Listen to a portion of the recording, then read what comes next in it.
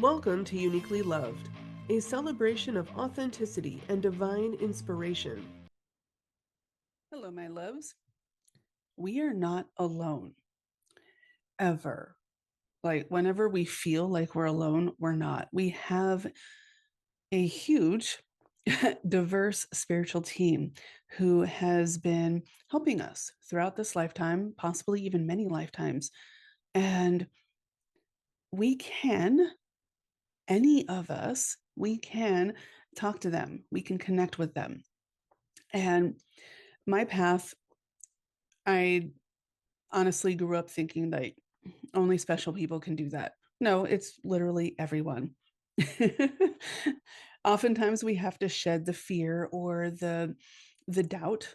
That's a huge one. Fear of the unknown is a big one, and just preconceived notions of what we're told or what we just assume. It's like, oh, I'm not worthy. Bullshit. Every single one of us is worthy of connecting with our spiritual teams, gods, goddesses, angels, elementals, fae spirits, ancestors, and so many more. We all have the abilities to be able to do so. It's just whether or not we can tap into them and then also suspend the disbelief, because that's something that we've learned growing up. It's like, oh no, that's just a coincidence. Mm-mm. My guides have been adamant. There are no such things as coincidences. And we always like to write it off and be like, oh, that's just nature doing its thing, or it's not really a sign. Why would I get a sign? Because you're freaking awesome and you just don't realize it. Or you're just overlooking the signs because they can be very subtle. And they tend to go more to speak to our subconscious with symbology, synchronicities. So, it's, can I allow myself to actually believe, one, that a spiritual guide would be reaching out to me, that I'm worthy of that? And two, is that really a sign? Is that meant for me? Because so many of us actually seem to think that, nah, that wouldn't be for me. That's not for me. I'm not good enough. I'm not worthy enough. I'm, etc. Whatever your brain, likes to tell you. And it's simply not true. Every single one of us is worthy. Every single one of us has the abilities. It's just a matter of opening up the gifts that we've been given, building up those spiritual muscles, much like we would when we go to the gym. It's gonna there's gonna be some growth. There's gonna be some discomfort. There's gonna be a whole lot of confusion, because you're trying something new, you're building up spiritual muscles, and it takes practice. It takes consistent practice to get better at all of this. We can do it. It can be a long process, or it can be a really short one, depending on your path. And, there are so many people like me, um, who are here to help, energy healers, witches, spiritualists. There are some, it doesn't matter the label we go by. You know, we all essentially do the same thing, but speak a different language. We have different labels for everything, depending on the culture, depending on the path.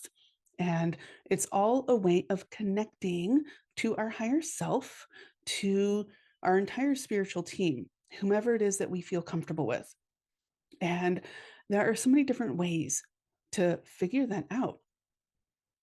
And look at the different things that you've been drawn to, whether since you were as a kid or your entire life, and see if that correlates with any of the deities that you've been interested in.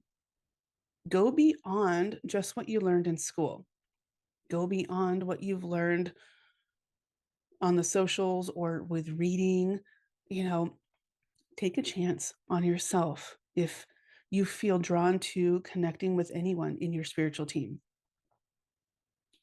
The inklings, the nudges, um, they can be very, very subtle, or they can be in your face obvious. But it's really easy for us to even miss the obvious signs. And a lot of that is just due to our upbringing, the conditioning, or even the limiting beliefs that we have. And shedding all of that layer by layer by layer can help us actually connect easier. So look for the signs and synchronicities, learn about who you are interested in learning about. See if any of that information resonates with you at an intuitive or heart centered level. Um, my first time,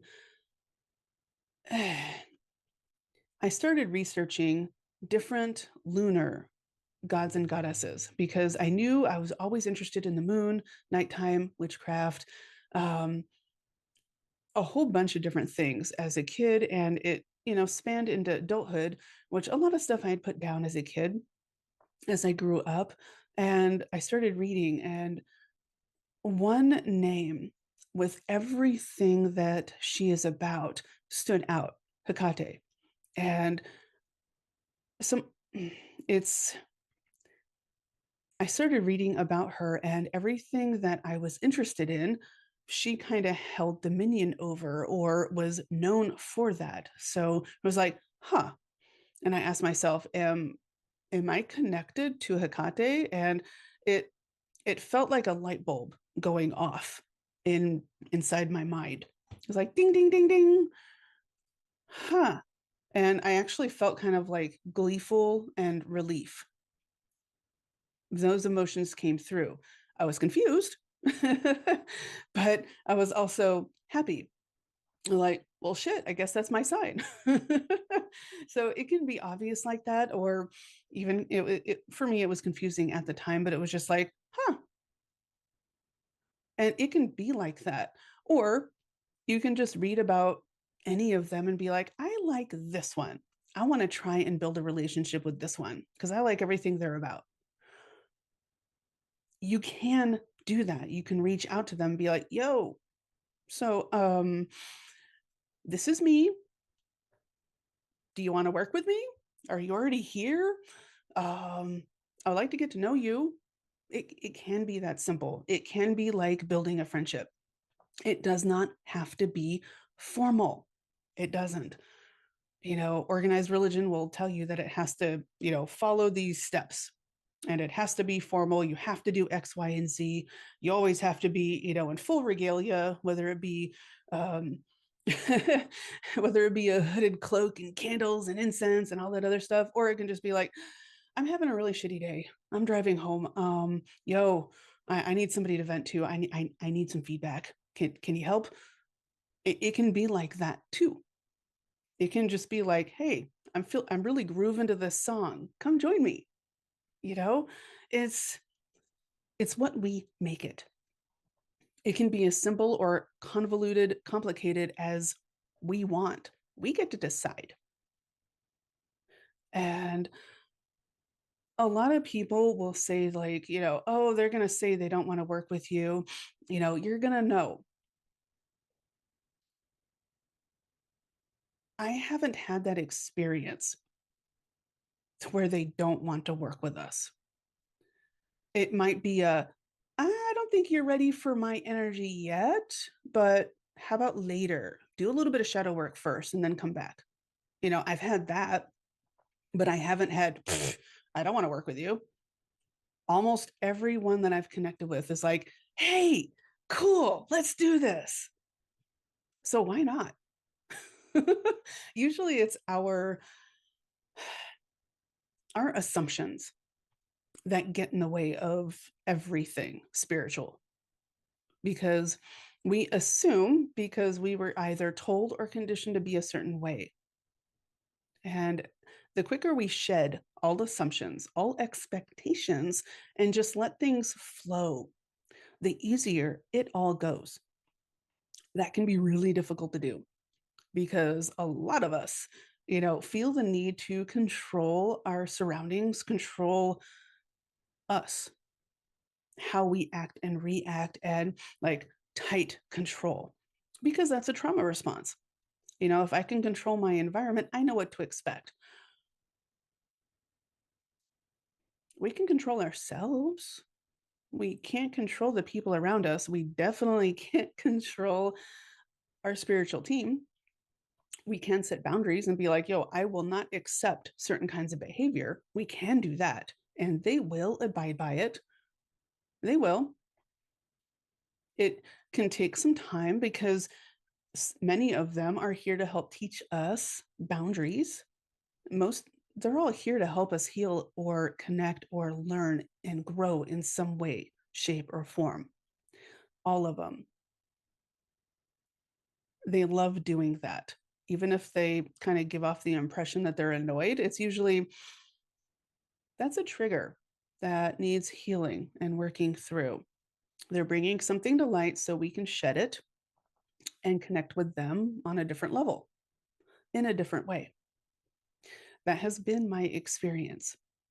The more we read about their lore, their history, the way that they interact with people, we get to know them in a way that is documented.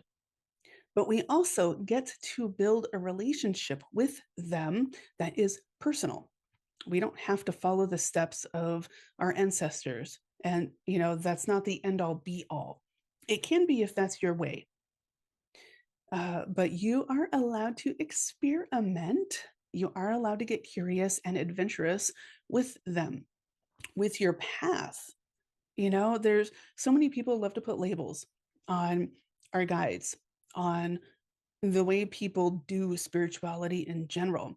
And that puts people in a box. That puts our guides in a box. We are all unlimited. They are all unlimited. And the way that I see Hecate may not be the same way somebody else sees her. And that's okay. That's the version that they need or they're expecting to get. Because so many people will see her only as the Queen of Witches. Look at her lore. She is so much more than just that. She is. And it's all amazing. All of our guides are so much more than just one facet. Just like we are all multifaceted, so are they. And it's awesome. So, the more we're open and curious to exploring the depths of ourself, the connections of those around us, it can help us perceive them in different ways easier. Now, you can use tarot or oracle or a pendulum or tea leaves, scrying in different ways. There's so many different ways that you can connect to them. And in my mind, there is no wrong way. Try anything and everything that you feel drawn to because you don't know what you're going to be good at. You don't know what's going to actually feel right. And it may not feel right at first. Tarot was hard for me at first. And then I shed some of my expectations and learning as I grew up. And then I started to get it because I kept practicing and I started getting better at it. And I was like, oh, now I can read them intuitively. I don't have to have the guidebook because every deck of cards could have a different slight twist on the meanings for each card, or just because of the symbology. And our subconscious loves symbology because that's how our subconscious speaks to us. So the more we learn that language, the more easier we can actually connect with our intuition, our higher self, our spiritual team, and the different methods of divination that make it a little bit easier to get messages, especially when we can't yet hear or see or sense or feel them. But all that starts to unfold and open up as we practice, as we learn, as we grow. And our guides don't give up on us. We give up on ourselves way too easy, more often than not. Something gets hard, it feels like a roadblock. It must not be for me. If it feels like it's for you, but it's tough, try a different way of approaching it. It doesn't mean it's not for you. Same thing with perceiving our spiritual team. Try a different way, experiment, have fun with it. That is a huge factor that they have been teaching me, because oftentimes we take ourselves way too seriously, and that puts up blocks. It does, because we get into the mindset of it has to be a certain way. Grr. Energy don't flow like that. Our subconscious doesn't usually flow like that.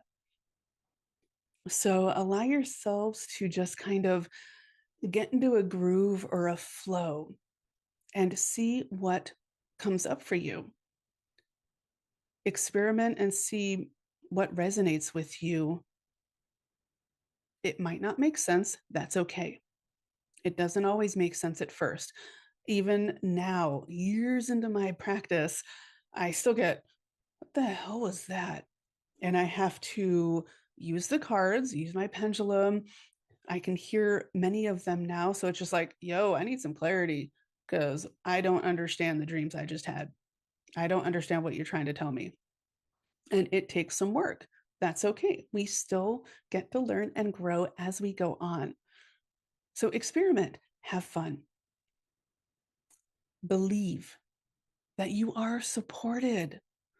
Believe that you have a spiritual team who has your back, who loves you unconditionally. Getting really emotional here because that one was really hard for me to learn, because unconditional love is not something that I was used to. So it was hard for me to actually accept at first. And that's okay. It's part of the process. It's part of the unfolding and unlearning, so we can grow in new ways, so we can heal to be able to accept happy, joy, bliss, abundance, and so many other things. It's all worth it. You are worth it. So if you're feeling inclined, give it a try. Talk to your guides. Literally, it feels weird, but you can talk to them like they're just sitting right in front of you or standing right in front of you. You can do it in your mind, telepathically, or out loud. Whatever, I'm going to say whatever feels more comfortable, because speaking out loud at first just felt like I was talking to thin air, and it did not feel right at all for me. Now I tell them off and joke with them, and because they joke around. Mine do a lot. They've been teaching me not to take myself too seriously. Um, and again, the guide that you get, they're going to show a personality to you that they don't necessarily show to everyone else. There will be more people, who get that version. So you're not alone there either. But, we get what we need, and it helps us learn and grow as we go. So again, experiment and have fun with it. I love you. I support you. If you would like my help, my links are in the description for the episode. I am here to help. I have single sessions, I have tarot readings with energy healing, and I have several entire programs to help you shed and unlearn so you can grow and connect. Always remember, you are accepted, you are valid, and you are loved.